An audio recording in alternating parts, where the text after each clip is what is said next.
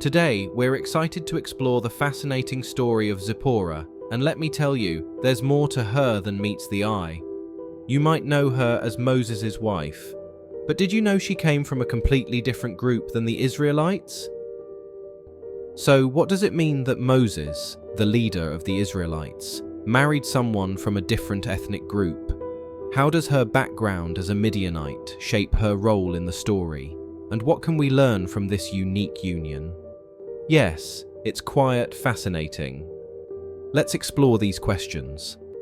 Zipporah's story teaches some powerful lessons for true Christians. First off, her marriage to Moses shows the importance of accepting and loving others, no matter their background. She also demonstrates deep faith and obedience when she saves Moses by following God's covenant. Plus, her role as a supportive partner to Moses highlights the strength of working together in faith. And let's not forget her humility and willingness to serve, key qualities for anyone walking the Christian path. Despite being the daughter of a priest and a woman of significant heritage, Zipporah humbly serves her family and supports Moses in his God-given mission. Her story reminds Christians of the virtues of humility and the importance of serving others selflessly. Zipporah is often seen as more than just the wife of Moses. She is a partner in his mission.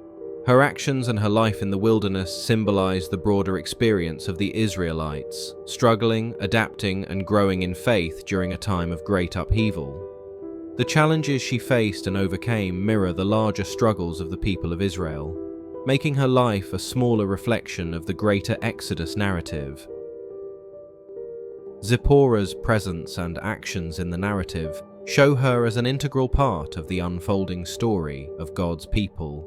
She wasn't just a mere background character, but a woman of strength and faith who played a crucial role during a time of change and transformation. So, what can we learn from Zipporah's example in our own lives? It's all about faith, love, and humility in our walk with God. Now, let's discuss her somewhat mysterious origin story in detail. The name Zipporah is often interpreted to mean bird or small bird. The name is derived from the Hebrew word Zippor, which means bird. This name could carry connotations of beauty, freedom, or swiftness, much like a bird in flight. Zipporah is introduced in the Bible as the daughter of Jethro, or Reuel, depending on the translation, who was the priest of Midian. But here's the intriguing part. Zipporah isn't an Israelite. She actually comes from the Midianites. The Midianites were a nomadic group descended from Midian, who was one of Abraham's sons by his second wife, Keturah. However, the debate over Zipporah's identity as either a Midianite or a Cushite centers on the differing descriptions in the Bible. Exodus identifies her as a Midianite, while Numbers refers to Moses' wife as a Cushite. Some suggest Moses had two wives, while others believe Zipporah was both, possibly due to her complexion or a symbolic use of Cushite. This debate adds layers of cultural and theological complexity to her role in the biblical narrative. As we go through today's episode, we'll discuss this topic in more detail. Dear friends, definitely, there's much more to explore, so stay with us for a thorough discussion. The connection between Zipporah and the broader Abrahamic lineage can be traced back to Genesis 25, verses 1 to 2, which mentions that Abraham had a son named Midian through his wife Keturah. Abraham had taken another wife, whose name was Keturah. She bore him Zimran, Jokshan, Medan, Midian, Ishbak, and Shuah. Thus, Zipporah, as the daughter of Jethro, a priest of Midian, is linked to this branch of Abraham's family. This genealogical detail is important as it establishes the fact that she is not directly part of the Israelite line, which descends from Isaac, another son of Abraham. Instead, Zipporah's heritage ties her to a different branch of Abraham's family. However, the Bible doesn't provide any extensive details about her background or early life before meeting Moses, leaving much to interpretation and scholarly discussion. In fact, Zipporah's story begins in Exodus 2 verses 16 to 22, when Moses, after fleeing Egypt, arrives in Midian. The related verses are, "When Pharaoh heard of this, he tried to kill Moses. But Moses fled from Pharaoh and went to live in Midian, where he sat down by a well. Now a priest of Midian had 7 daughters, and they came to draw water and fill the troughs to water their father's flock. Some shepherds came along and drove them away. Moses got up and came to their rescue and watered their flock. When the girls returned to Reuel, their father, he asked them, 'Why have you returned so early today?' They answered, 'An Egyptian rescued us from the shepherds. He even drew water for us and watered the flock.' 'And where is he?' Reuel asked his daughters. 'Why did you leave him? Invite him to have something to eat.' Moses agreed to stay with the man, who gave his daughter Zipporah to Moses in marriage. Zipporah gave birth to a son, and Moses named him Gershom, saying, 'I have become a foreigner in a foreign land.'" According to these verses, Moses flees from Egypt to escape Pharaoh's wrath for killing an Egyptian, and then he arrives in the land of Midian. There, he rests by a well, a common setting in biblical narratives where important meetings take place. In biblical tales, wells are significant as they represent essential sources of life and sustenance in dry regions, making them pivotal locations for encounters and key events. They serve as meeting places where important relationships and divine interventions occur. This reflects both their practical importance and symbolic role in stories of providence and renewal. The presence of a well often signifies a moment of transition or blessing, highlighting its role as a focal point in the narrative where characters experience significant developments. At the well, Moses encounters the 7 daughters of Jethro. These daughters, including Zipporah, come to draw water for their father's flock, but face harassment from local shepherds. Moses steps in and defends the women by driving away the shepherds, then helps them water their flock. Impressed by Moses' actions, Jethro invites him to stay with their family. In the cultural context of the time, hospitality was a highly valued virtue, especially in the Near Eastern societies. Jethro's invitation can be seen as an expression of this hospitality, offering shelter and sustenance to a stranger who had shown kindness to his family. Also, by helping Jethro's daughters and not asking for anything in return, Moses demonstrated qualities such as compassion, strength, and a sense of justice. Jethro, being a wise and perceptive man, might have recognized these traits and seen Moses as someone worthy of his trust and companionship. Jethro, as a priest and leader, might have also seen the potential in forming a positive relationship with Moses. Welcoming Moses into his family could strengthen ties and create an alliance, especially since Moses was clearly not an ordinary person, given his Egyptian background and demeanor. During his time with them, Moses forms a bond with Zipporah, one of Jethro's daughters, and eventually marries her. This part of the story highlights Moses' transition from a prince of Egypt to a shepherd in a foreign land, where he starts a new chapter in his life with Zipporah. Zipporah and Moses have 2 sons. Their first son is named Gershom, which means a stranger there in Hebrew. This name reflects Moses' feelings of displacement and alienation in Midian. After leaving Egypt, Moses is living in a foreign land, far from his previous life and his people, and Gershom's name symbolizes his new status as a foreigner in Midian. Their second son is named Eliezer, meaning, "My God is help." This name expresses Moses' trust and reliance on God. It acknowledges that despite the challenges and the feeling of being an outsider, Moses believes that God provides aid and protection. Definitely, Zipporah's entry into Moses' life marks a significant turning point in his journey. He goes from being a prince in Egypt to a humble shepherd in Midian, which symbolizes a period of personal growth and preparation for his future mission. His new life with Zipporah marks the beginning of a different chapter, where he learns and adapts to a new environment before eventually returning to Egypt to lead the Israelites out of slavery.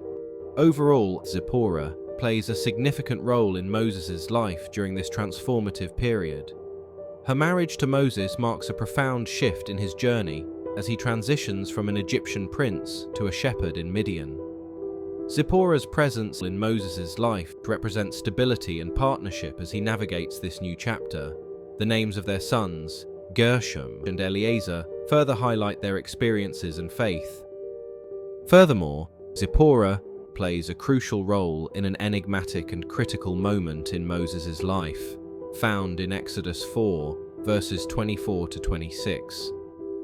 At a lodging place on the way, the Lord met Moses and was about to kill him, but Zipporah took a flint knife, cut off her son's foreskin, and touched Moses' feet with it. "Surely you are a bridegroom of blood to me," she said, so the Lord let him alone. At that time she said bridegroom of blood, referring to circumcision.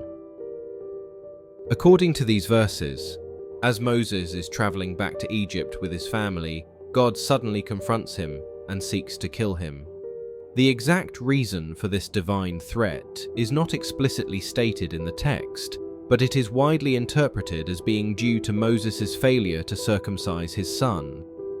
Circumcision was a critical sign of the covenant between God and the Israelites, first established with Abraham.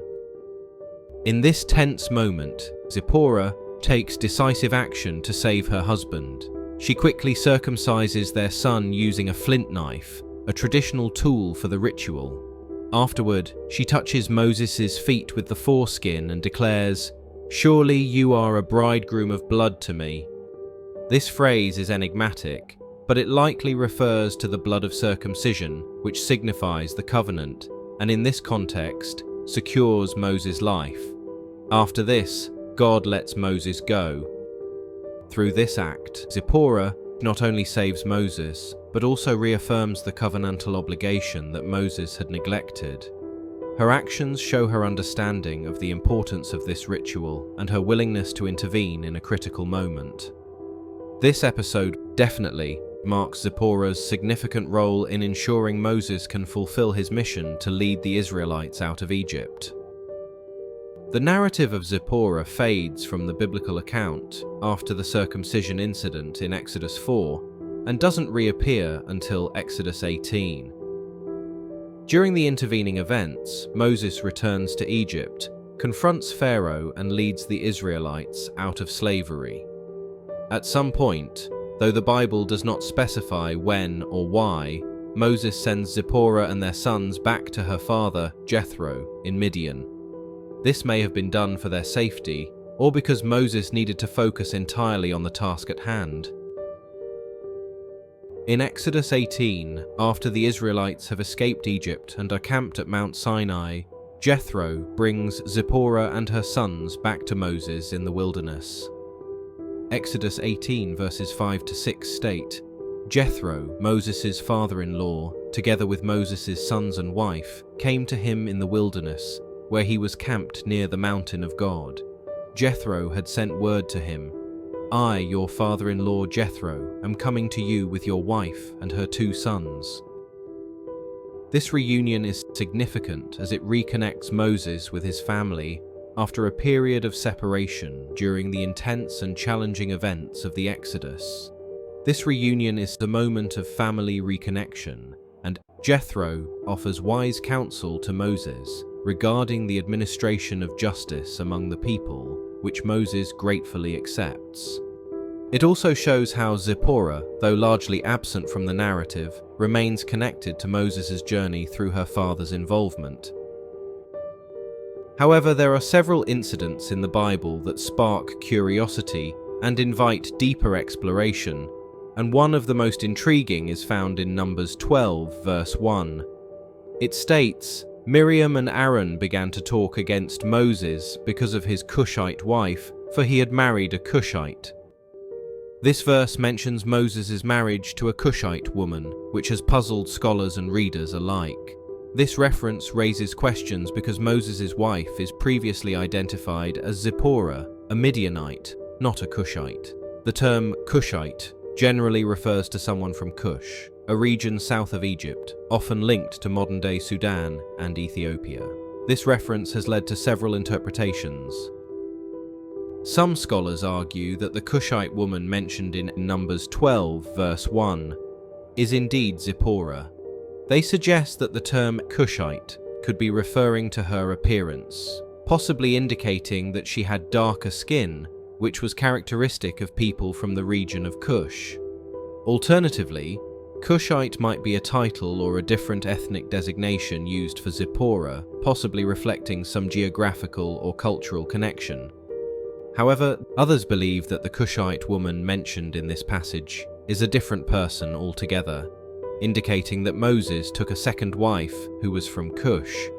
According to this theory, Moses' siblings, Miriam and Aaron, criticize him for marrying this Cushite woman, which may have been motivated by cultural or ethnic prejudices. As discussed earlier, the term Cushite refers to a person from the region of Cush, which is generally associated with areas south of Egypt, possibly in modern-day Sudan or Ethiopia. The Cushites were likely darker-skinned and ethnically different from the Israelites. Miriam and Aaron's criticism may have stemmed from prejudice against someone from a different cultural and ethnic background, which could have been viewed as inappropriate or undesirable within their community.